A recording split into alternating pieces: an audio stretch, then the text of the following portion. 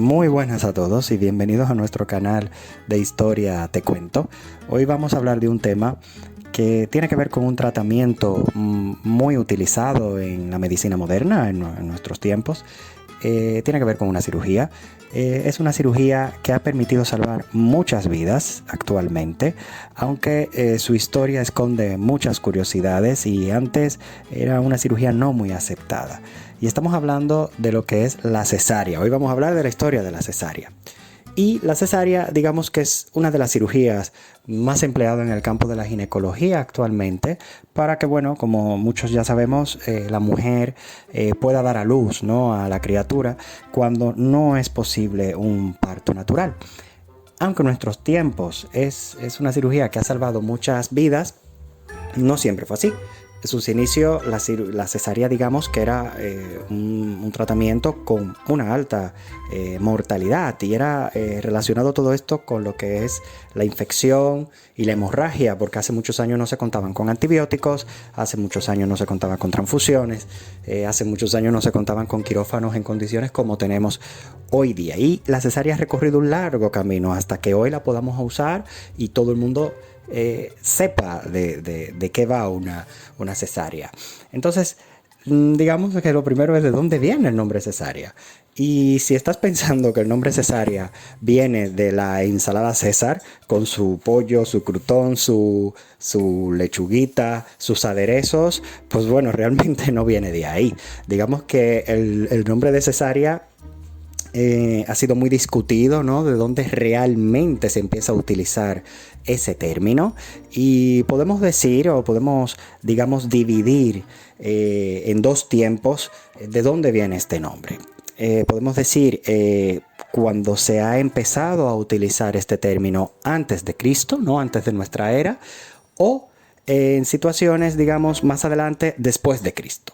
Si nos vamos a hablar un poco sobre el nombre de cesárea antes de Cristo, digamos que lo más popular que se desprende, ¿no?, para hablar de esto tiene que ver con Julio César. Julio César a muchos le sonarán, ¿no?, como una figura política y militar de las más importantes del Imperio Romano. Estamos hablando del año del 100 al 44 antes de Cristo, ¿no?, que esta fue la fecha en que vivió Julio César. Y digamos que a los recién nacidos por esa vía se le llamaban cesones o césaros en lo que es la Roma imperial. Incluso los césares eran considerados los hombres más importantes, más que un mortal, porque aquí ya nos vamos un poquito a la leyenda mitológica, ¿no? Se decía que aquellos que nacían de una manera no habitual, diferente al resto de los mortales, como por esta operación, era ya considerado prácticamente dioses. Por ejemplo, si nos vamos más adelante a hablar de quién es Plinio el Viejo, que era un historiador, digamos, y este vivió en una época más adelante a Julio César. Él hizo estudios e investigaciones en fenómenos naturales y digamos que hizo como su enciclopedia. Y él cuenta que Julio César vino al mundo y llevó su nombre por el útero escindido de su madre. Sin embargo, el hecho de que su madre Aurelia, que era la madre de Julio César, viviera muchos años después del alumbramiento, pues esto digamos que ya da duda de si realmente Julio César nació bajo cesárea, porque la posibilidad, díganme ustedes, la posibilidad que existía en épocas tan remotas de hacer una cesárea y que la madre quedara viva, pues era prácticamente imposible. La cesárea estaba asociada con un 100% de mortalidad, nadie sobrevivía. Entonces, y ahí da duda de esta versión, pero bueno, es una versión que está, referenciada y que está escrita, ¿no? Entonces ahí se hablaba de que se relacionaba más este parto de Julio César como un mito, ¿no? El mito del parto inmaculado, en que se hacían nacer los dioses en muchas culturas de la antigüedad. Otro posible origen, y todavía sigo hablando de la época antes de Cristo, era por la llamada Lex Regia o Ley Regia, que estamos hablando del año 715 a.C. Y esto tiene que ver con Numa Pompilio. Numa Pompilio fue el segundo rey de Roma entre los años 753 y 674. Y digamos que esta ley imponía que había que hacer una cesárea, ¿no?, abrir el abdomen de la mujer, pero de la mujer muerta. para intentar salvar al feto post-mortem. También la posibilidad de que un feto en esa época viviera también era muy complicado debido al tiempo que se tardaba en realizar el procedimiento. Y luego ya hacia el año 1500 a.C. aparece también, digamos, escritos en egipcios y judías de que ya se habían hecho intervenciones obstétricas post-mortem, todo post-mortem. Esas son, digamos, las versiones antes de Cristo. Luego, si ya entramos a los años después de Cristo, la mayoría de autores consideran que un médico francés llamado François Roussel, ya estamos hablando de la época del 1500, 1600, menciona por primera vez en un monográfico que él publica en el 1581, ya habla de cesárea. Luego, otros afirman que no, que el término del latín secare, cortar, cesárea, fue aplicado por primera vez por un obstetra francés que es Jacques Guillaumiau en un libro que él publicó para comadronas en el año 1598. Y finalmente, algunos atribuyen que el término de cesárea fue introducido por un jesuita, un teólogo francés que se llama Théophilus Reynaud, y que fue dado a conocer ese libro en un libro que él publica en el 1637 y que él describe, según este libro, 3 casos afortunados. Entonces, como quiero decir, el término cesárea todavía es ampliamente debatido. Estamos hablando de muchos años atrás, en donde eran sus inicios y realmente no se ha podido esclarecer muy bien de dónde viene el término. Sin embargo, hasta que, digamos, se aclare un poco de dónde viene realmente el nombre, los tiempos seguían evolucionando. Y hablamos que antes del año 1500, el Islam se oponía a este tipo de procedimiento porque señalaba que cualquier niño nacido por este método era descendiente del demonio y que debía ser sacrificado. Imagínense ustedes, en épocas así, pues mejor pensar si nacer o no nacer. Hasta el siglo XVI, que hablamos hasta el año 1600, la cesárea se practicó únicamente en la madre muerta, ¿no? Para extraer al feto. Y seguimos diciendo que la cesárea tenía una connotación también un tanto religiosa, porque por ejemplo, desde el digesto, que el digesto, así tal cual, era un documento, que era como una especie de, digamos, una obra jurídica, que este digesto era como una enciclopedia, ¿no? Que reunía las normas jurídicas y que fue publicado en el año 533 después de Cristo, ya estamos hablando de tiempos más para acá, por el emperador bizantino Justiniano I, y que a través, ya tanto del digesto y a través de lo que es los concilios eran las reuniones, ¿no? de los obispos y otras autoridades de la Iglesia Católica para ponerse de acuerdo y sobre una serie de temas y delimitar una serie de digamos, de lineamientos, pues a través de unos concilios que tuvieron lugar en Colonia, dígase Alemania, en Viena, en París, en Langres y en Sens, y estamos hablando en torno a los años 1200, 1500, desde ahí hasta el 1500 más o menos, la Iglesia se pronuncia reiteradamente en relación con la cesárea y el bautismo. Entonces declaraba que había que abrir el vientre de la madre muerta siempre y cuando hubiera motivos para pensar que el niño se mantuviera con vida y así poder bautizar a ese niño. Luego ya los cirujanos, por ejemplo, de la talla de uno que era francés, Guy de Chauliac, y de otro que era italiano, Pietro de Argelata, procuraron mejorar la técnica de la cesárea post-mortem. Lo cierto es que muy pocos niños vieron la luz con vida por medio de tal procedimiento. Entonces, claro, ahí ya teníamos un problema, que era que prácticamente ningún niño vivía después de una cesárea porque se tardaba mucho en poder extraerlo de ahí. Entonces, la misma sociedad médica empezó a reprobar una operación tan aparatosa y tan sangrienta. Por lo fue tan censurada la cesárea que hubo que esperar ya a etapas más allá, llegar a la época del Renacimiento, y ya los médicos nuevamente empezaron a volver a investigar un poco más y tratar de seguir mejorando la técnica porque había que resolver el problema. Había mujeres que no podían parir, se complicaba el parto y había que buscar una alternativa. Entonces digamos que la primera referencia histórica de una cesárea en una mujer viva, porque recuerden que hemos dicho que hasta ahora eran mujeres fallecidas, ¿no? Entonces la primera referencia histórica de una cesárea en una mujer viva ya se atribuye a una de las dos siguientes referencias. Una es la citada en España por unos españoles que eran R. Casens y Unzandizaga, quienes la dan por practicada en España por lo que era el obispo Pablo de Mérida en el año 250 después de Cristo. Si se dan cuenta, en esas épocas, pues no todo el mundo era médico, había gente que no era médico y bueno, y hacía lo que podía.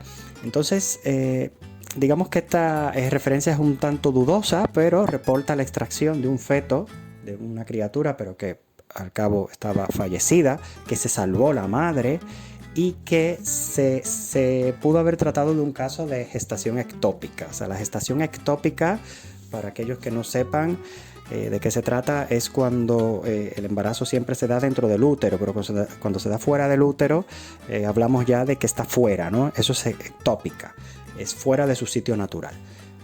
Otra versión de una cesárea practicada en una mujer viva ya hace referencia en lo que es en Suiza, ¿no? Y aquí hablamos de que aquí hubo una persona que se supone que la practicó, que fue un tal Jacob Nuffer, era un carnicero de Suiza, y que en el año 1500 a su esposa Elizabeth él tuvo que emplear una navaja de rasurar, suturó la herida abdominal según la costumbre veterinario, y el niño de 7 meses nació viva. Y la madre vivió 72 años y parió 5 hijos más, lo que pudiera señalarse como uno de los primeros partos vaginales después de una cesárea, aspecto que en la actualidad cobra vigencia y defensores. Luego, otro caso de cesárea en vida y que se aceptó sin objeción fue el que ocurrió el 21 de abril del 1610, y aquí hablamos de cirujanos alemanes, de Jeremías Trautmann y Christophorus Sest. La practicaron en la esposa de un tonelero con una ruptura de útero a consecuencia de un accidente, y el niño logró sobrevivir, pero la madre falleció a los 25 días de la operación. Pero a pesar de esto, la cesárea se seguía acompañando de una alta mortalidad debido a que se efectuaba como un último recurso para que se dieran a luz las pacientes que habían estado durante largo tiempo en labores de parto, y que claro, luego tenían infecciones, se deshidrataban y habían unas pésimas condiciones, hemorragia también, y todo eso pues la seguía siendo problemática, muy problemática. Por lo que con la llegada del siglo XVIII, los obstetras se dan cuenta de que la operación cesárea, a pesar de su marcadísima mortalidad, constituía un reto que habría que aceptar. Y ahí entonces se ponen a experimentar para intentar mejorar la técnica de dicha cirugía. Pero claro, solo nos centramos en mencionar cesárea, y nos estamos olvidando que también paralelamente había la necesidad de mejorar otros aspectos de la medicina que podía tener relación con cirugías en general, no nada más con la cesárea, aunque algunos avances que se hicieron también fueron probados en cesárea, y eso dio lugar a seguir mejorando. Y aquí ya hablamos de lo que es la anestesia. No, la anestesia era un problema, porque claro, estamos hablando de cesárea, pero no hemos caído en cuenta que había que operar a una persona viva con dolor, y que encima con infecciones luego, y no teníamos antídoto ni alternativa para eso. Entonces empieza paralelamente el desarrollo de lo que es la anestesia, ¿no? Y claro, eso fue digamos un gran avance. Ya en el año 1847 un renombrado ginecólogo y obstetra inglés, que era James John Simpson, claro, se usaba lo que era el éter antes y él consideró que no era adecuado y empezó a usar lo que era el cloroformo. Entonces este doctor suministró con éxito a la esposa de un colega durante el parto y la niña fue bautizada con el nombre de Anestesia. A partir de ese instante, este doctor empezó a fomentar el uso de cloroformo. Luego hubieron gente que claro, que no estaban de acuerdo con esto del cloroformo, pero vino otro obstetra que se llama John Snow, que fue considerado el padre de la epidemiología contemporánea. Y este usó cloroformo en lo que es la reina Victoria, dando lugar al nacimiento del príncipe Leopoldo en el 1853. Y la reina lo aprobó inmediatamente. Claro, ya si va reduciendo el dolor, pues ya tenemos un punto a favor. Pero luego, en ese mismo año, hablamos del 1847 nuevamente, la Sociedad Médica de Viena y otro obstetra, que era el húngaro Ignác Fulop Semmelweis, afirmó que la fiebre que pasaba después del parto, por ejemplo, después de la cirugía, tenía que ver mucho con la limpieza de las manos del personal, ¿no? En nuestras manos siempre albergamos bacterias y claro, aunque hoy día lo damos eso como algo lógico, en ese entonces pues no se sabía bien ni de la existencia de los microorganismos. Entonces, claro, hoy lo asumimos así, pero en ese entonces era una oscuridad que teníamos, ¿no? Entonces, este doctor empieza a prescribir que hay que lavarse las manos con cloruro de calcio y eso vio él que ayudó muchísimo a disminuir lo que era la mortalidad en su departamento del hospital. Aún así, siempre hubieron detractores, ¿no? Médicos y otros profesionales que no estaban de acuerdo con Semmelweis. Este pobre hombre publica un libro que tenía que ver con cómo prevenir la fiebre puerperal, pero claro, fue muy criticado y esto lo arrastró a una locura y él acabó con su vida en el 1865 en un manicomio de Viena. Pero claro, este acaba con su vida y un año después viene Louis Pasteur, que era un científico francés. Y Louis Pasteur ya venía estudiando un poco sobre la bioquímica de la fermentación, ¿no? En la leche, por ejemplo. Y ya este hombre empieza a probar que existen las bacterias, estos microorganismos que no vemos a simple vista. Y claro, que empiezan a dar infecciones. Y esto también lo prueba Robert Koch años más tarde. O sea, el pobre doctor húngaro se quita la vida a pesar de que fue muy criticado. Y vienen dos y dicen, no, es que mira, esto sí que es verdad que es un problema y existe. Entonces, gracias a los estudios que hace Pasteur, un profesor de cirugía de la Universidad de Glasgow, que era Joseph Lister, comenzó a estudiar la posibilidad de esterilizar la sala de operaciones. Y esto fue un éxito, porque se notó en beneficio de la vida. Luego, a pesar de su fallecimiento, pues del húngaro, de Semmelweis, este fue reivindicado 20 años después. Y estos avances, tanto a nivel de las infecciones como a nivel de la anestesia, fue como un antes y después en lo que es el campo de la cirugía. Y hoy por hoy ha permitido que la usemos con mucha confianza. Ya cuando avanzamos en épocas más modernas, de la cesárea, vemos que una nueva era empieza en el año 1876 con un cirujano italiano llamado Eduardo Porro, que era un profesor en Pavia y luego en Milán, hablamos de Italia, en donde él ya describe en un trabajo muy detallado la primera cesárea seguida de una histerectomía con éxito. Es decir, él entendía que si la causa principal de la mortalidad de la cesárea era problemas en el útero, pues que había que buscar una manera de sacar el útero y dejar a la madre sin útero y así poder hacer la cesárea con éxito.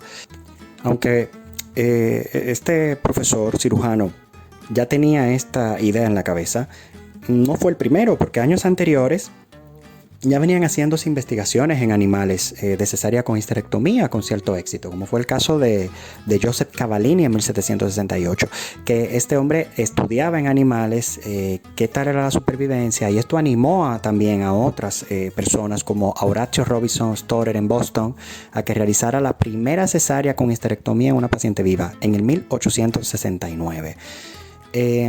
7 años, digamos, más tarde, de los experimentos hechos con animales y teniendo en cuenta la experiencia de Joseph Cavallini, Porro da el primer paso, digamos, a hacer una cirugía que se la practica a una paciente enana llamada Julia Cavallini, de 25 años de edad, con una, digamos que su pelvis y su canal de parto no era anatómicamente natural, y hubo que hacerle una cesárea con una histerectomía.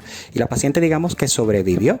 O sea, tuvo 40 días muy malos, pero luego sobrevivió. Y esto dio lugar a esto que hizo Porro, a despertar un gran interés en otros investigadores. Y esto siguió dando lugar a los avances. Ya después nos vamos a épocas más modernas. Estamos hablando del 1930 al 1960, casi los otros días. Y varios médicos trataban de perfeccionar, ¿no? Y una figura importante fue el doctor Whitridge Williams. Whitridge Williams, que ya gracias a la presencia de antibióticos, a las transfusiones, a la anestesia, pues claro, ya fue siguiendo perfeccionando la técnica y teniendo menos dificultades para seguir realizando cesáreas, incluso en casos de urgencia, porque ya el objetivo ya no significaba en que si el parto no se pudiera dar, era ya detectar lo más precoz posible si el parto iba a ser posible o no, para decidir si hacer una cesárea o no. Entonces, ya la cesárea, digamos que a partir del 1930, en esa fase 1950, 1960, pasa a una nueva etapa, y ya hoy por hoy tenemos que es una solución, en donde es verdad que todavía existe posible riesgo, porque no deja de ser una cirugía, pero no tiene nada que ver con lo que pasaba miles de años detrás. Y entonces podremos considerar que hoy la ginecología ha ganado una batalla que ha salido victoriosa, así como ha ganado también batallas otros campos de la medicina, y que gracias a eso y gracias a los avances hoy podemos tener una mejor vida. Así que muchas gracias por escucharnos, y por favor, si te ha gustado, suscríbete para que estés pendiente a más historias que vamos a ir contando, no nada más de medicina, sino en general de historia. Me gusta, por favor, manita arriba, y comparte. Y así más gente se entera y se va enterando un poco, así como estás enterado tú. Así que hasta luego y hasta otra entrega. Adiós.